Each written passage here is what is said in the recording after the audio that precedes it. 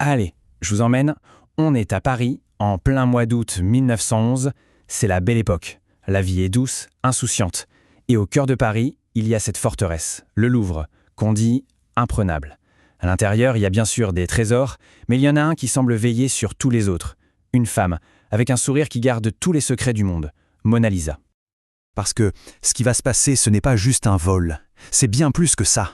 C'est presque un acte poétique, un tour de passe-passe incroyable, réalisé au nez et à la barbe de tout le monde, mais sans que personne ne voie rien.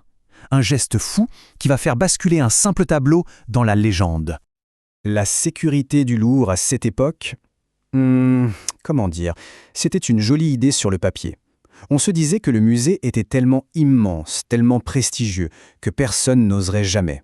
Les gardiens, il y en avait bien sûr, mais leur travail consistait plus à renseigner les touristes perdus qu'à courir après des voleurs. C'était une sécurité charmante, on va dire, mais surtout incroyablement naïve. Et l'homme qui va mettre à genoux cette forteresse, ce n'est pas un Arsène Lupin. Non, pas un cerveau du crime. Pas du tout. C'est un homme simple. Un vitrier italien, Vincenzo Perugia. Le genre de type qui passe inaperçu. Un ouvrier parmi tant d'autres dans les rues de Paris. Un homme que personne ne remarque. Et ça va être sa plus grande force. Voyez, Perugia, il a déjà travaillé au Louvre. Donc il connaît la maison. Les couloirs, les portes cachées, les moments où il n'y a personne.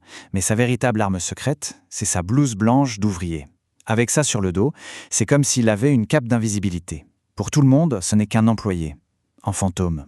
Et son mobile alors, d'après lui, c'est le patriotisme. Il veut rendre à l'Italie ce que Napoléon a volé. Rien que ça. Et son plan est d'une simplicité déconcertante. Le dimanche, il entre avec la foule, normal.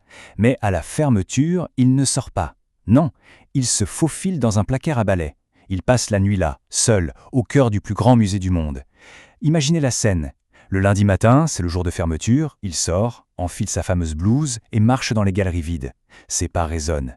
Il arrive dans le salon carré. Et elle est là, qui l'attend. Et le geste en lui-même est presque banal. On s'imagine des trucs de film, des ventouses, des acrobaties, non. Il décroche juste le tableau. C'est un simple panneau de bois qui pèse moins de 8 kilos. Il l'emmène dans un escalier, enlève le cadre, la vitre, et voilà. Le sourire le plus connu au monde vient de disparaître sous une simple blouse de travail. Il pense que le plus dur est fait. Il se dirige vers une sortie, et là, catastrophe. La porte est fermée à clé. Le plan parfait qui s'effondre pour une bête porte. La panique monte. Il essaye de démonter la poignée. Ses mains tremblent. Il est coincé. Le vol du siècle qui se termine bêtement dans une cage d'escalier. Et c'est là que le destin, ou un coup de chance monumental, intervient. Il n'entendait pas. Un plombier du musée arrive, tranquillement. Il voit cet employé qui galère avec la porte. Il s'est dit, tiens, la serrure a encore un problème. Il sort sa clé, et hop, il lui ouvre. Un petit « merci collègue », et voilà. L'ironie de la situation est absolument vertigineuse. Et le plus fou fait que personne ne remarque rien avant le mardi matin. Un peintre, Louis Béroux, s'installe pour copier la Joconde, et là, il voit un mur vide, juste 4 crochets. Bon, il demande à un gardien, le gardien, pas du tout inquiet, lui lance « Ah, elle doit être chez le photographe ».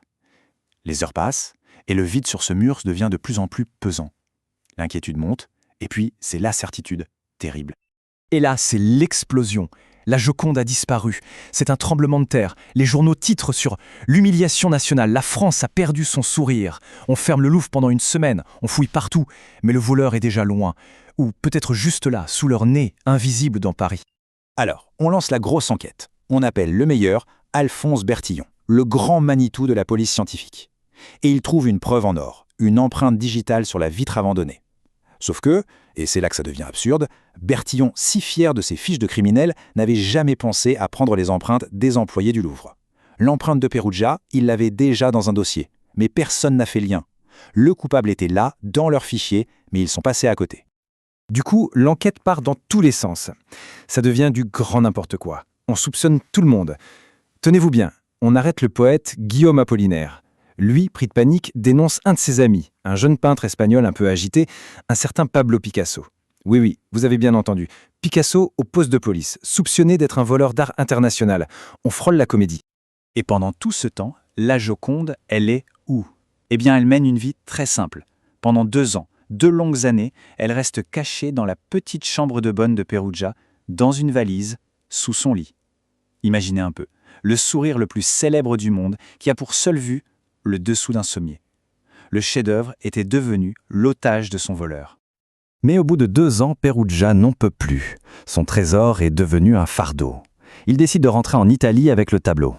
Et c'est là qu'il va commettre l'erreur du débutant après avoir réussi le coup du siècle. Il écrit à un marchand d'art de Florence pour lui proposer de rendre la Joconde à l'Italie, en échange d'une petite récompense, bien sûr.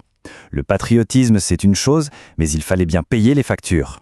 Le marchand d'art Alfredo Gheri reçoit la lettre, il n'en croit pas ses yeux, mais il est malin. Il joue le jeu. Il organise une rencontre dans un hôtel et il vient avec le directeur du musée des offices. Perugia arrive, tout fier, il ouvre sa valise, écarte un drap et elle est là.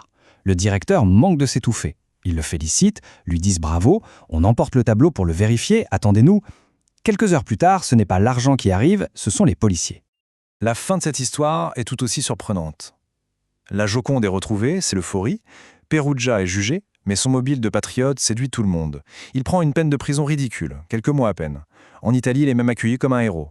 Mais la vraie gagnante dans tout ça, finalement, c'est elle, la Joconde. Ce vol a tout changé. Avant, la Joconde était un chef-d'œuvre. Après, c'est devenu une superstar. Son absence l'a rendue plus célèbre que jamais. Les gens se déplaçaient au Louvre juste pour voir le mur vide, c'est vous dire. Son vol et son retour triomphal en ont fait une icône planétaire. Perugia a cru voler une peinture. En réalité, il a fabriqué une légende. Alors, quelle est la morale de cette histoire? Peut-être qu'un homme invisible a su voir la faille dans une armure de prestige. Que l'audace la plus simple peut parfois être la plus efficace. Et surtout, qu'il faut parfois qu'un chef-d'œuvre disparaisse pour que le monde entier se rende compte à quel point il ne pouvait pas vivre sans son sourire.